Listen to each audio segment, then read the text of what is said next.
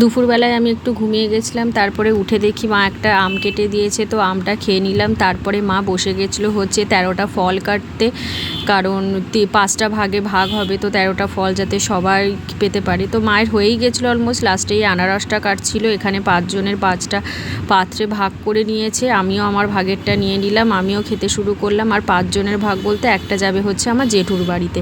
তো তারপরে চলো তোমাদের সাথে শেয়ার করি আজকে ডিনারে কী হয়েছে। আজকে মা করেছে এখানে নিরামিষ ঘুগনি, এটা আমার জন্যই করেছে। আর এখানে লুচির গলতিগুলো করে রেখেছে। আর এখানে আছে রসগোল্লা, আর এখানে আছে সুজি, কারণ মাই সুজি আর রসগোল্লা দিয়েই খাবে, মা আজকে তরকারি খাবে না। আর এখানে মা ভাজছিল হচ্ছে মা আর গোপু সোনার জন্য।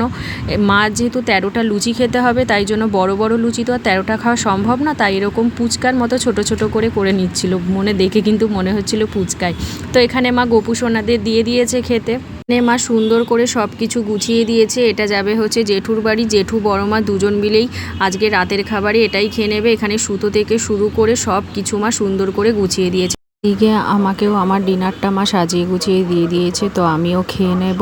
তো আজকের মতো এখানেই ভিডিওটা শেষ করলাম। সবাই ভালো থেকো, টাটা।